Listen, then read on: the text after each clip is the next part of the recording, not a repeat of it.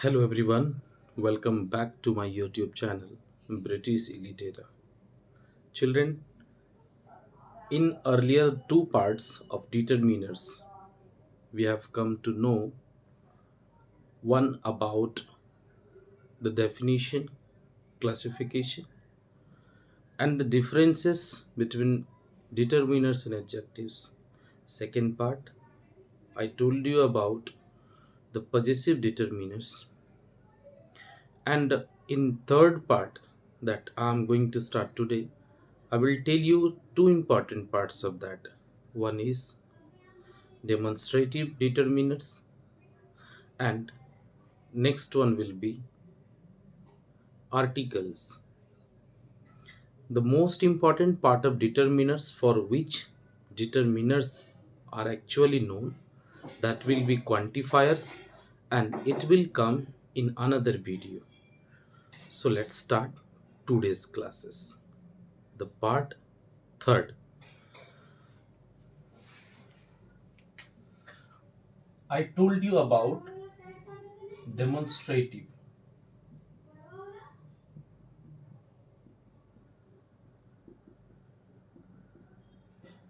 Demonstrative determiners.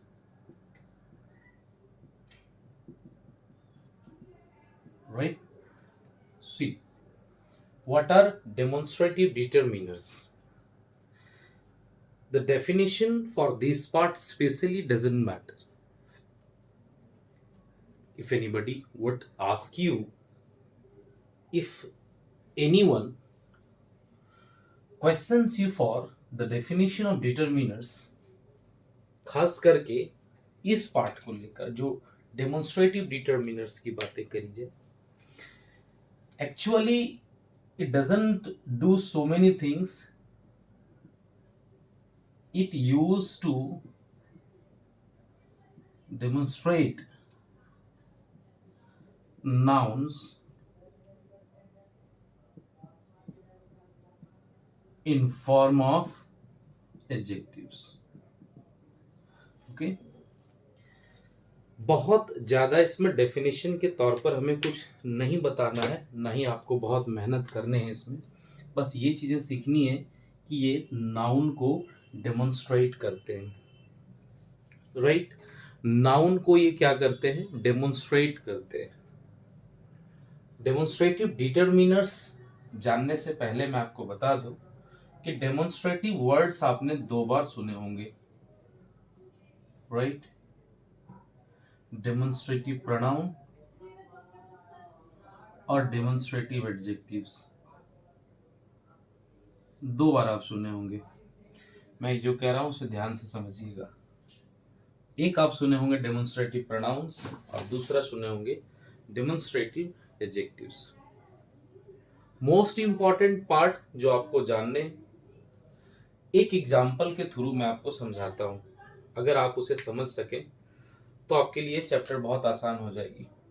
एक sentence मैंने लिखा, दिस इज अ पेन, और एक सेंटेंस मैंने लिखा, दिस पेन इज माइन. यहां इनके यूजेस को बहुत ज्यादा आपको नहीं समझने की आवश्यकता है. आपको सिर्फ इनके डिफरेंसेस जानने, पहचानने की कोशिश करना है कि कौन सा डेमोन्स्ट्रेटिव प्रोनाउन है और कौन सा डेमोन्स्ट्रेटिव एडजेक्टिव है. डेमोन्स्ट्रेटिव एडजेक्टिव ठीक डेमोन्स्ट्रेटिव डिटर्मिनर्स के फॉर्म्स में यूज किए जाते हैं. अब प्रोनाउन और एडजेक्टिव की बात आती है अगर, तो प्रोनाउन और एडजेक्टिव में जो दो इंपॉर्टेंट पार्ट हैं जहां आप डिस्टर्ब फील करते हैं, मैं आपको थोड़ा सा वहां ले चलता हूं क्लियर करने के लिए. आप समझ सकते हैं कि यहां पर जो सब्जेक्ट के तौर पर यूज किया हुआ है, यहां जो सब्जेक्ट के तौर पर आपको दिख रहा है वो क्या है? सिर्फ दिस फर्स्ट में. और बी में जो आपको दिख रहा है सब्जेक्ट के तौर पर वो क्या है? This pen. दोनों ही चीजें आप समझने का कोशिश करिएगा. फर्स्ट में क्या दिखा है आपको? दिस. और दूसरा में क्या दिख रहा है आपको? This pen. दोनों ही चीज को समझिएगा. यहाँ डायरेक्ट दिस है, यहाँ दिस पेन. यहाँ क्या है? नाउन है? नहीं है. यहाँ पर नाउन का यूज नहीं है. या फिर हम ये कह सकते हैं कि अगर नाउन रहा होगा तो ये नाउन को रिप्लेस किया गया एक वर्ड है। लेकिन यहाँ क्या कर रहा है देखिएगा, ये स्वयं जो है एक नाउन को यूज किया हुआ है। तो अगर ऐसे वर्ड्स, खास करके दिस, अभी मैं एक वर्ड्स को समझा रहा हूँ, फिर एक एक करके सारा समझाएंगे। ऐसे वर्ड्स जो किसी नाउन को रिप्लेस करके यूज किया गया हो, that is called pronoun. Okay, आप हमेशा ध्यान में रखिएगा, उसको हम लोग क्या बोलते हैं, प्रोनाउन। और चूंकि वो नाउन को ऑलरेडी यहाँ पर यूज कर रहा है, it is followed by a noun, तो सिंपली हम लोग इसको क्या बोलते हैं, एडजेक्टिव। और या डिफॉर्म वर्ड में हम लोग इसको क्या बोलेंगे, डिटरमिनर्स बोलेंगे। क्लियर है? आप समझने का कोशिश करिएगा कि इनके यूजेस कहाँ पे होंगे और किस प्रकार से होंगे। अब मैंने वहां सेंटेंसेस के दो फ्रेम यूज किए हैं आपके लिए। और पहला क्या था, पहला था दिस, जो डायरेक्ट एक वर्ड है, सब्जेक्ट है, जो नाउन को रिप्लेस करता हुआ है। और दूसरा मैंने क्या किया, दिस पेन, यहाँ पर आप पेन देख रहे हैं बड़े आसानी से, राइट। और पेन किससे फॉलोड है, दिस से। तो एक नाउन से फॉलोड वर्ड है, इसलिए वो एडजेक्टिव्स है या फिर वो डिटरमिनर्स है। क्लियर है? अब मैं इनके टोटल वर्ड्स बता देता हूं आपको कि पजेसिव डिटरमिनर्स टोटल है कितने। चलिए, ये बहुत ही छोटा टॉपिक है लेकिन आपको समझना बहुत आसानी से। क्लियर हो गया? अब डेमोन्स्ट्रेटिव डिटरमिनर्स के टोटल जो वर्ड्स है वो कितने हैं हमारे पास। चलिए मैं यहां लिख देता हूं, demonstrative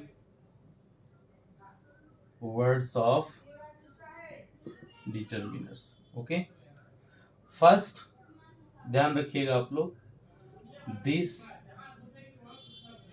second these, third that, fourth those, और एक वर्ड का यूज किया जाता है सच। अब ये तीन चीजों को आप थोड़ा सा समझिएगा, हाँ, बाइलिंगुअली मैं इसे बता रहा हूं ताकि आपको आसानी हो समझने में। सबसे पहले मैंने दिस और दीज को यूज किया है, तो आप इसे याद रखिएगा कि it demonstrates the things in reach। हाँ, जो वर्ड्स मैंने लिखे उसको आप समझने का कोशिश करिएगा। It demonstrates the things in reach. अब हम लोग इसके बारे में बात करते हैं।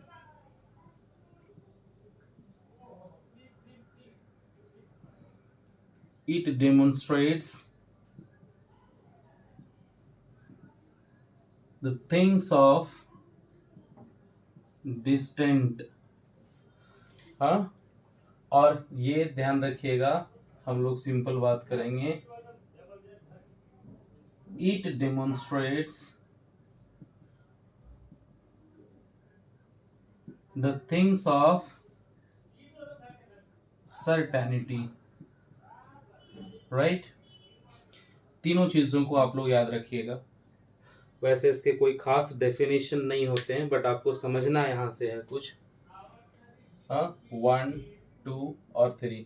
अब ये तीनों वर्ड जो आसानी से समझने लायक हैं वो क्या क्या उसे देखिएगा। पहले मैंने क्या लिखा है, इन रीच, जो आपके पहुंच में हो, इन रीच। फिर हम लोग क्या लिखा, ऑफ डिस्टेंट या दूरी, डिस्टेंस की बात करी जाए। और यहाँ पर ऑफ सर्टेनिटी, ये तीन वर्ड्स को आपने समझना है। क्लियर है? अब आप यूं समझ लीजिए, ध्यान में रखिएगा, यूं समझ लीजिए, मैं एक एग्जांपल बता रहा हूं कि यहाँ पर ना एक बच्चा है,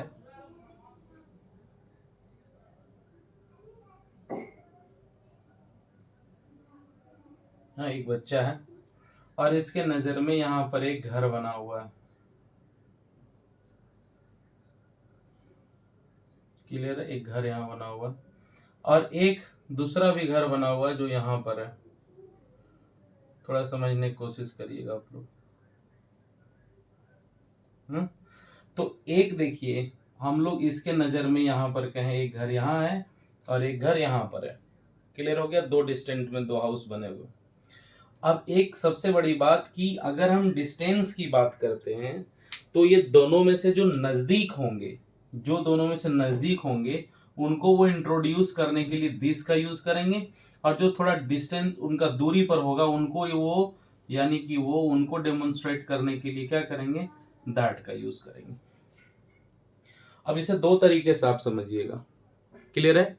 एक तो पहले ये कि अगर कोई चीज आपके हाथ के नजदीक में हो, हाथ में एकदम पहुंचने पर हो, आप अपने आसपास के दूरी में देख लीजिए, दो चीजों का आप कंपेयर कर रहे हैं, हाँ, तो दोनों चीजों में जो डिस्टेंस को शो कर रहा है, एक आपके रीच में है, जैसे हम लोग घर में बैठे हुए हैं कुर्सी पर, किसी को बोल रहे हैं यार please switch on this fan, तो दिस फैन का मतलब क्या है कि जो मेरे नज़दीक में है उसको हम यूज़ कर रहे हैं, उसको हम शो करने के लिए क्या कर रहे हैं, दिस फैन का यूज़ कर रहे हैं, और जो डिस्टेंस में है उसके लिए हम लोग क्या कर रहे हैं, दैट का यूज़ कर रहे हैं। तो जनरली आपको समझना होगा दिस और दैट का यूज़ करने के लिए हम लोगों को क्या फॉलो करना पड़ता है। ओके, अब इसके अलावा जो हम लोगों के लिए बहुत आवश्यक है समझना, अब दिस का जो प्लूरल फेस होता है वो हम लोग यूज करते हैं दीज ना, ये सिंगुलर फेस है और ये क्या है, प्लूरल फेस है।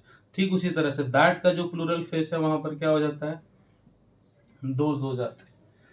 ठीक उसी तरह से नजदीक की चीजें जो सिंगुलर है उसके लिए हम लोग दिस लगाएंगे, जो प्लूरल है उसके लिए दिस लगाएंगे, जो नजदीक में सिंगुलर है उसके लिए दैट लगाएंगे, प्लूरल है उसके लिए दोज लगाएंगे, दूर के डिस्टेंस के चीजों के लिए। क्लियर है, आप समझ सकते हैं। मैं इसके थोड़े बहुत एग्जांपल्स आपके सामने पुट कर देता हूं ताकि आपको ज़्यादा से ज़्यादा आसानी होगी समझने के लिए। क्लियर है, जैसे एग्जांपल्स मैं यहाँ पुट कर दे रहा हूँ। किसी भी सेंटेंस को समझने के लिए आप थोड़ा सा ध्यान से उसको देखें, राइट। चलिए example, this pen is mine. आप समझ जाएंगे दिस पेन का यूज किया। पहले यह ध्यान रखना कि यहाँ पर वो सिंगुलर प्लूरल का फॉलो अप ध्यान रखिएगा, हाँ, एक चीज। दूसरा प्रॉब्लम नंबर 2, यानी हम इसको कहेंगे प्लूरल अगर हम करते हैं तो यहाँ हो जाएंगे हमारे दीज पेन्स आर माइन। हाँ, ध्यान रखिए, देखिए जो अंतर देखने को मिल रहा है वो क्या मिल रहा है कि ये सिंगुलर है इसलिए हम लोग यहाँ पर इज का यूज कर रहे हैं, ये प्लूरल है इसलिए हम लोग यहाँ पर क्या कर रहे हैं, आर का यूज कर रहे हैं। क्लियर है, और ये दोनों जो है वो किसको रिप्रेजेंट कर रहा है, तो नियर बाय थिंग्स को ये रिप्रेजेंट कर रहा है ना, ध्यान रखिएगा, थोड़े नजदीक से चीजों को ये रिप्रेजेंट कर रहा है। अब हम लोग उसी तरह से दैट के बारे में देखते हैं। That kid is my brother, वो जो बच्चा वहां खेल रहा है थोड़े दूरी में, वो बच्चा क्या है, मेरा भाई है। अब यहीं पर हम लोग करेंगे those kids are my brothers. हाँ, ब्रदर्स। अब देखिए छोटे छोटे बच्चे हैं, अब मैं छोटे छोटे बच्चों को रिप्रेजेंट करने के लिए क्या कर रहा हूँ, उसको मैं ब्रदर्स में यूज कर रहा हूँ ताकि आपको एक और प्रॉब्लम समझ में आ जाए। देखिए ये सिंगुलर है तो इसके बगल में यूज किया जाने वाला नाउन भी जो होगा ना वो यहाँ पर सिंगुलर होगा। क्लियर है, अब इसके बाद हम लोग चीजों को समझने का कोशिश करते हैं। दूसरी बात क्या है यहाँ हमारे पास समझने के लिए, कि जब भी हम लोग उसके यूजेस को फॉलो अप करने का कोशिश करेंगे, है ना, तो आपके लिए आसानी की बात यह होगी कि जब हम लोग उसके जगह पर आएंगे, हाँ, जैसे मैं नीचे वाले सेंटेंसेस की बात करता हूँ थोड़ा सा, देखिएगा।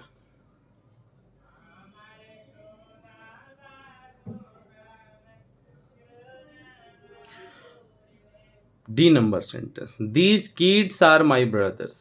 हाँ, अब इसमें समझने वाली इंपॉर्टेंट सी बातें कौन सी है, यहाँ पर देखिए मैंने इसको प्लूरल किया तो किड्स यहाँ पर प्लूरल हो गए, अब इनके सारे इफेक्ट भी प्लूरल हो जाएंगे। देखिए यहाँ प्लूरल हो गया, इसके बगल में यूज किया जाने वाला ऑब्जेक्टिव नाउन जो है ये भी हमारा क्या हो गया, प्लूरल हो गया। क्लियर हो गया, ये चीजें आपको ध्यान में रखने की आवश्यकता है। हाँ, कभी कभी हम लोग जब सच वाले, मैंने कहा एक और जो वर्ड होते हैं जिसमें सर्टेनिटी को फॉलो किया जाता है, ये लास्ट के वर्ड्स जो हैं, अगर उसके एग्जांपल्स की बात अगर हम लोग करें ना, एग्जांपल नंबर ई, तो सच कंडीशंस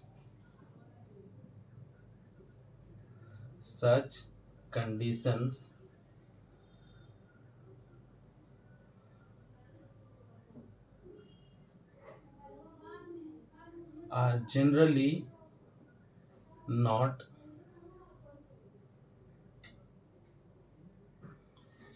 एक्सेप्टेबल,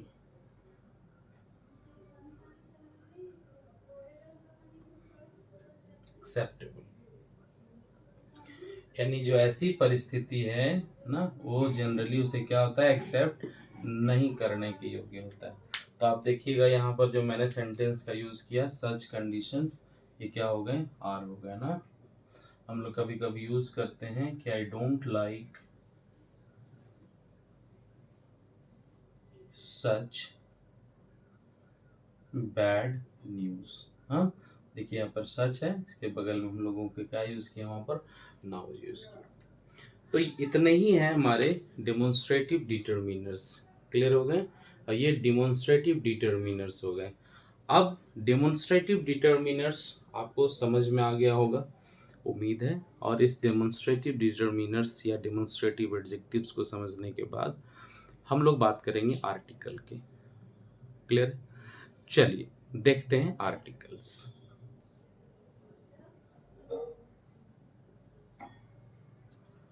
वैसे तो आर्टिकल्स एक बहुत बड़ी टॉपिक है, आप सबको मैं समझा दूं कि आर्टिकल्स एक बहुत बड़ी टॉपिक है ना। जनरली इसे यूज करना आपको समझना चाहिए कि आर्टिकल्स को पढ़ना एक बहुत ही लेंथी टॉपिक है, लेकिन सबसे इंपॉर्टेंट चीजें क्या है, इसको समझना। डिटरमिनर्स में अगर आर्टिकल को ला दिया गया है तो इसका मतलब ये नहीं कि पूरी डिटेल्स को मैं आर्टिकल्स को यहाँ समझ सकूं। It will take longer time. Articles को पढ़ना 1 से 1.5 घंटे का टॉपिक है, अगर आप बहुत अच्छे से पढ़ते हैं तो। क्योंकि मैंने पहले ही कहा कि टॉपिक्स को मैं जितना हो सके समझाता हूँ, उसे शॉर्टकट लेकर नहीं जाता हूँ। लेकिन डिटरमिनर्स में मैं आर्टिकल्स को शॉर्टकट पढ़ाऊंगा, ताकि इसके आर्टिकल्स के एक नए कंप्लीट वीडियो बने हुए आप वहां जाकर देख सकते हैं। चलिए, तो आर्टिकल्स आमतौर पर लोग इसका यूज क्यों करते हैं, इसको समझना है आप लोगों को कि आर्टिकल्स का जो सबसे इंपॉर्टेंट यूज है वो क्या है और कहाँ होता है, कब होता है। चलिए, मैं आपको सबसे पहले इसके बारे में समझा दूं। हाँ, आर्टिकल्स, आर्टिकल्स दो होते हैं जनरली। एक होते हैं डेफिनिट आर्टिकल्स और एक होते हैं इनडेफिनिट आर्टिकल्स। क्लियर, एक होते हैं डेफिनिट आर्टिकल्स, एक होते हैं इनडेफिनिट आर्टिकल्स। जो डेफिनिट में होते हैं उनका नाम है द, जो इनडेफिनिट में होते हैं वो होते हैं ए और एन। अब सवाल ये है कि सर द और ए एन को हम लोगों को समझना है। उम्मीद है मैं छोटे से वीडियोस में बहुत ज़्यादा आपको समझा दूंगा, आपको आज के बाद प्रॉब्लम्स नहीं होंगी। हालांकि सबसे पहले हम लोग डेफिनिट पढ़ना चाहिए, आमतौर पर लोगों को डेफिनिट पढ़नी चाहिए। मैं इनडेफिनिट थोड़ा सा बता लेता हूँ, फिर हम लोग डेफिनिट के ऊपर चलेंगे। डेफिनिट एक लॉन्ग टर्म वीडियो है, हाँ। तो हम इनडेफिनिट के तौर पर बात करते हैं कि इनडेफिनिट का आर्टिकल का यूज़ कहाँ कहाँ करना चाहिए, कैसे कैसे होता है। सबसे पहली बात कि आप लोगों को ये समझना है कि इनडेफिनिट का यूज करने का मतलब होता है, हाँ, इनडेफिनिट आर्टिकल्स के यूज करने का मतलब होता है बच्चे को समझाना सबसे पहले कि एक नाउन आपको पता होना चाहिए, नाउन का कंप्लीट जानकारी आपको होना चाहिए कि नाउन है क्या, कौन से नाउन सिंगुलर होते हैं, कौन से नाउन प्लूरल होते हैं, कौन से काउंटेबल और अनकाउंटेबल होते हैं। तो बेसिक इन्फॉर्मेशन जो आपके पास होना चाहिए, हाँ, जो बेसिक इन्फॉर्मेशन होना चाहिए, वो सबसे पहली बात आप ये याद रखें कि वेयर टू यूज ए और एन। पहली बात ये कि हम ए और एन का यूज करें कहाँ। तो सबसे पहला चीज याद रखिएगा, यहां ध्यान रखिएगा नियम के अनुसार से, सिंगुलर काउंटेबल नाउन होना चाहिए। हम जहां यूज करते हो क्या चीज, ए और एन का, पहले वो क्या होना चाहिए, सिंगुलर होना चाहिए। दूसरा में वो क्या होना चाहिए, काउंटेबल होना चाहिए। ये ध्यान रखना कि वो नाउन होना चाहिए। 3 चीजें। अब इससे एक बात ये समझिए कि हमने यहाँ सिंगुलर की बात करी, अगर प्लूरल लिखा रहा तो ए एन नहीं लगेगा। मैंने यहाँ काउंटेबल की बात करी, अगर वहां पर अनकाउंटेबल रहा ना, अगर वहां अनकाउंटेबल रहा तो ए एन नहीं लगेगा। अगर मैंने नाउन की बात करी, अगर वहां प्रोनाउन होगा तो आर्टिकल नहीं लगेगा।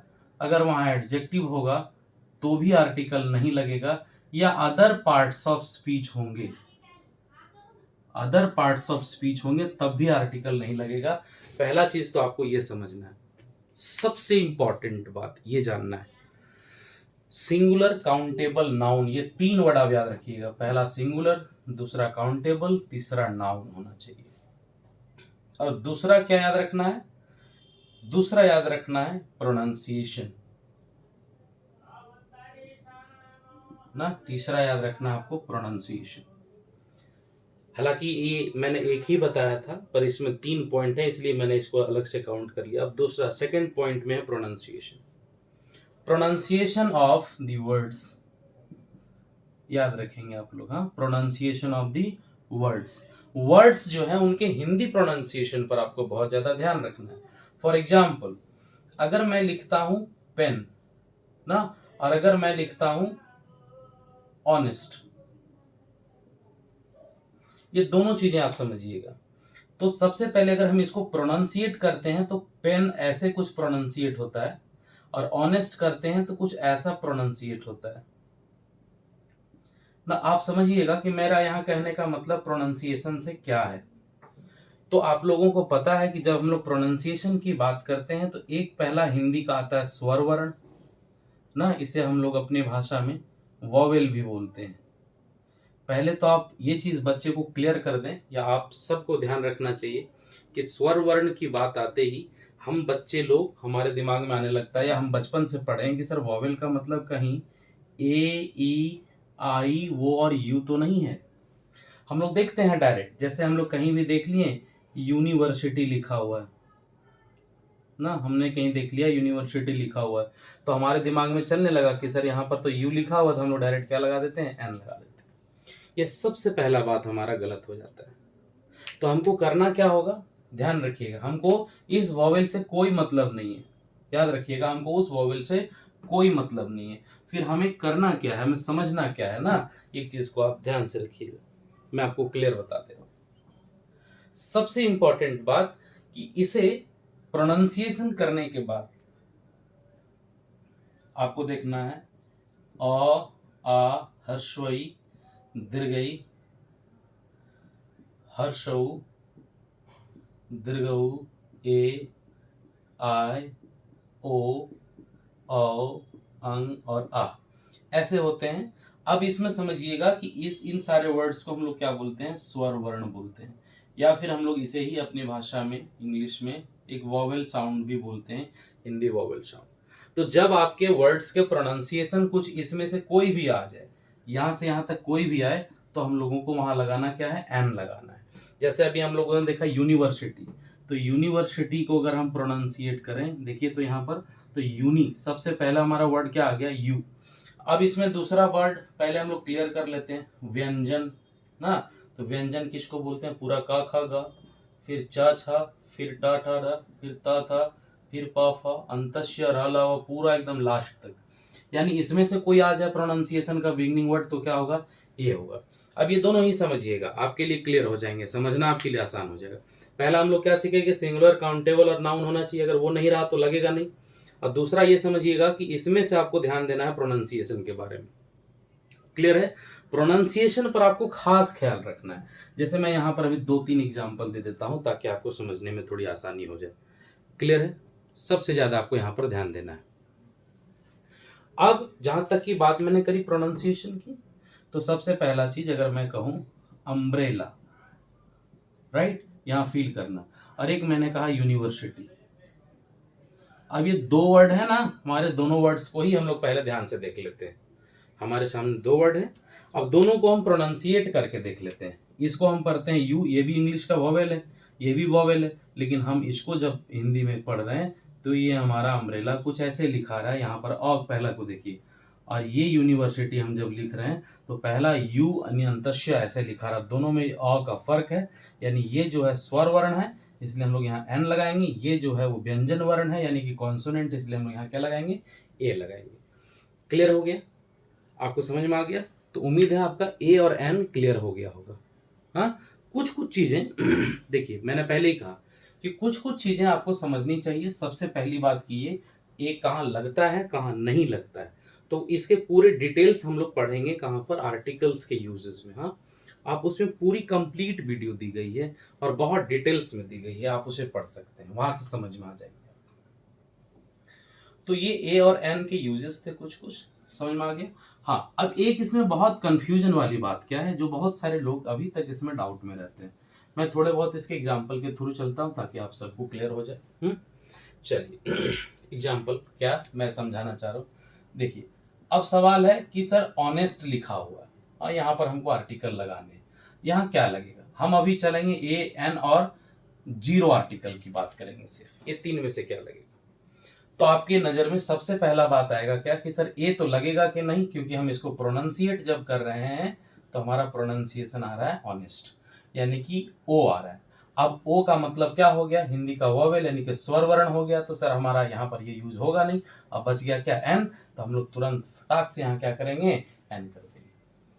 लेकिन तब आप एक चीज भूल गए, क्या भूल गए, ध्यान रखिएगा, मैंने जो वर्ड कहा था उसको क्लियर करिए। सिंगुलर, काउंटेबल, नाउन, तीन चीज भूल गए। सबसे पहले सिंगुलर, ऑनेस्ट क्या होता है भाई, हम उसकी सिंगुलर प्लूरल को काउंट तो कर ही नहीं सकते हैं, कर ही नहीं सकते हैं। क्यों नहीं कर सकते, क्योंकि वो एक नाउन नहीं है। सबसे पहला बात कि वो एक नाउन नहीं है। जब नाउन नहीं है तो काउंटेबल अनकाउंटेबल का तो बात ही खत्म हो गया, और काउंटेबल अनकाउंटेबल की बात खत्म, तो फिर सिंगुलर और प्लूरल का तो बात कहीं से रहा ही नहीं। यानी कि ये क्या है, ऑनेस्ट क्या है, वो एक नाउन नहीं है, इसलिए ना तो यहाँ ए यूज होगा और ना ही यहाँ पर एन यूज होगा। यहाँ क्या लगेगा, जीरो आर्टिकल का प्रयोग होगा। अब आप कहेंगे सर बहुत सारे किताबों में तो दिया हुआ ऑनेस्ट के सामने एन लिखा हुआ, तो आप नए सिरे से समझिए कि वो किताब को आप गलत मान सकते हैं, या फिर बेसिक इन्फॉर्मेशन सिखाने के लिए किताबों में ऐसा दिया होता है, आप उसे लेकर बहुत ज्यादा चिंतित ना हो।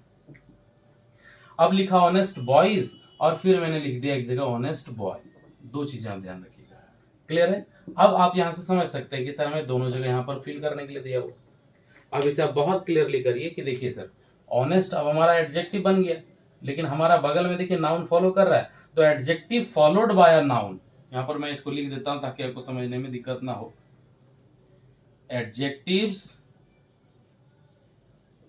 Followed by a noun can use what, articles, ना आप समझिएगा इसको। तो यहां पर ऑनेस्ट है, वो क्या है, फॉलोड है किससे, बॉयज से, लेकिन यहां पर क्या है, ये प्लूरल है, इसलिए यहां यूज नहीं होगा आर्टिकल। लेकिन यहां देखिए एडजेक्टिव फॉलोड है किससे, बॉय से, अब ये क्या है, नाउन भी है, काउंटेबल भी और सिंगुलर भी है, इसलिए यहां पर क्या यूज होगा, एन यूज होगा। बात समझ में आ गया। और भी एक दो तो एग्जांपल मैं कर देता हूं। कभी कभी हम लोग एब्रीविएशन देखते हैं और डर जाते हैं। एक एब्रीविएशन है, एक जगह मैंने लिखा है बीए और एक जगह लिखा है एमए, आप समझिएगा, उसको एब्रीविएट करने में भी हम लोग आर्टिकल का यूज करते हैं। अब हम बात करेंगे बीए, तो बी में पहला अक्षर ब आ रहा है, यानी कि व्यंजन वर्ग हम लोग यूज करेंगे। लेकिन जब हम एम ए की बात कर रहे हैं तो यहाँ आ रहा है ए, ध्यान रखिए यहाँ पर, यहाँ यूज क्या होगा, एम ए होगा। बात समझ आ गया। तो ये थे आर्टिकल में ए और एन के एक संक्षिप्त से जानकारी। विशेष ज़्यादा जानकारी लेने के लिए हम लोग पढ़ेंगे complete detail video of articles. अब आते हैं हम लोग थोड़े से डेफिनिट आर्टिकल्स के बारे में चर्चा करते हैं। मैं एक चीज तो और क्लियर कर दूं, आप लोगों को समझ में आ जाए। बहुत सारे लोगों को डाउट होते हैं ना इसके प्रोनाउंसिएशन को लेकर के। सबसे पहला चीज, मैं डेफिनिट आर्टिकल की तरफ पहले बढ़ता हूं। डेफिनिट आर्टिकल्स, और डेफिनिट आर्टिकल्स के जो वर्ड हैं वो बड़े अच्छे वर्ड हैं। द, पहला कंफ्यूजन मैं आपका दूर कर दूं, मैंने अभी कहा द और दी, इसे पढ़ा क्या जाता है। इसी तरह से एक बात आई इसमें, मैं आपको वो भी यहाँ क्लियर कर देता हूं कि सर इसे क्या पढ़ा जाता है, ये अ है या ए है, ये दोनों ही चीजें क्लियर कर लेते हैं, आपको समझने में थोड़ी आसानी हो जाएगी। पहली बात तो ये द, पहले तो ये पार्ट क्लियर कर लेते हैं ना, ये दो पार्ट में इसको बना लेता हूं। तो अ और ए में कॉमन डिफरेंस है। अभी हम लोग डिटर्मिनेंट्स पढ़ रहे हैं ना, डिटर्मिनेंट्स पढ़ रहे हैं, सिंपल सा चीज है। तो अ और ए में बस यही फर्क है, डिटरमिनर्स का फर्क है, आप समझिएगा ना, क्लियरली समझिएगा। A noun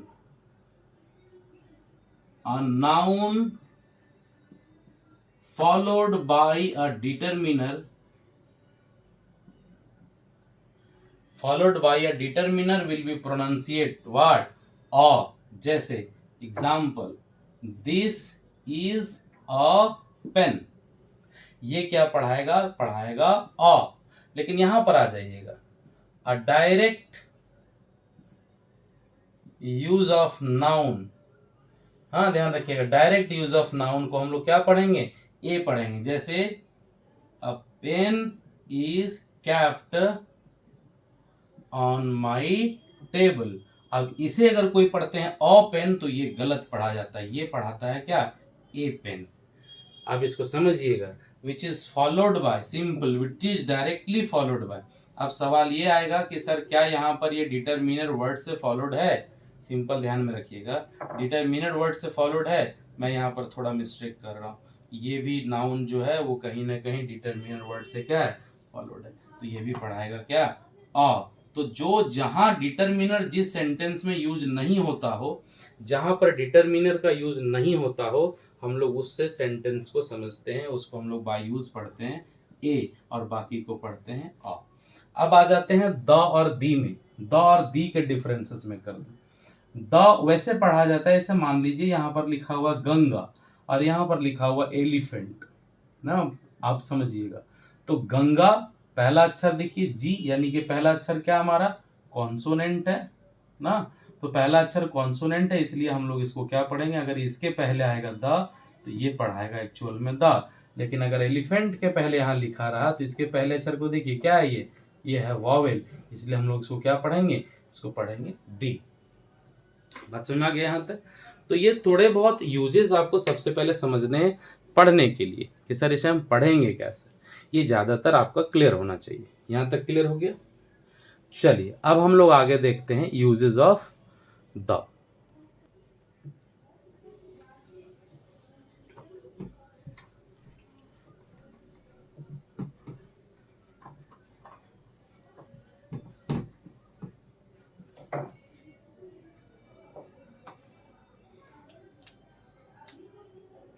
let's see the ना।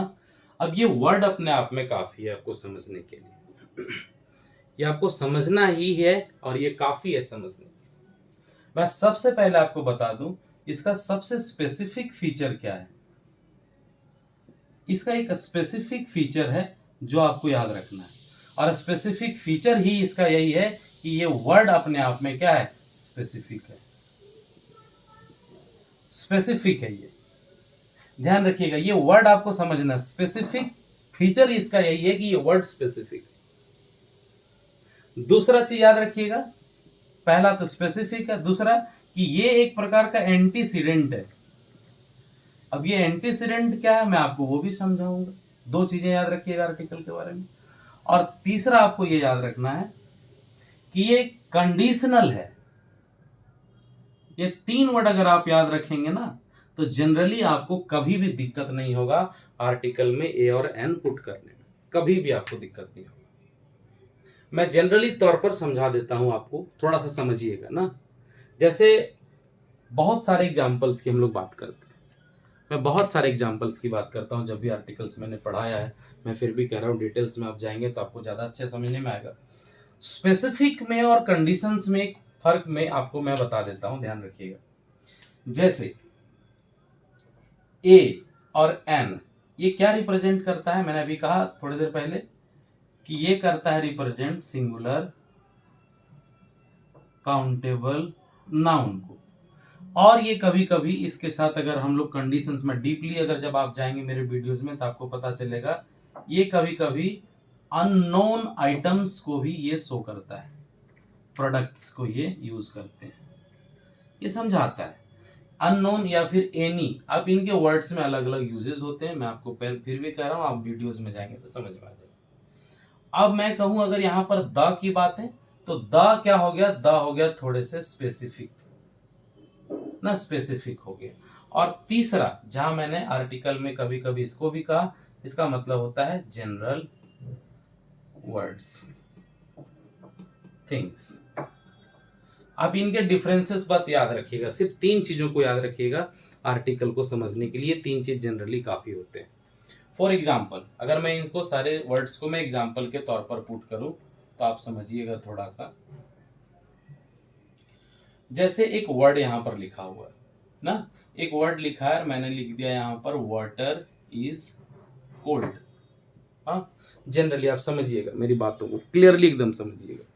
मैंने क्या कहा अभी, मैंने कहा नाउन को समझने से पहले आप ये समझिए कि वो वर्ड जिसके बारे में आप बात कर रहे हैं क्या वो स्पेसिफिक है या नहीं है। स्पेसिफिक का मतलब क्या होता है मैं आपको समझा दे रहा हूं।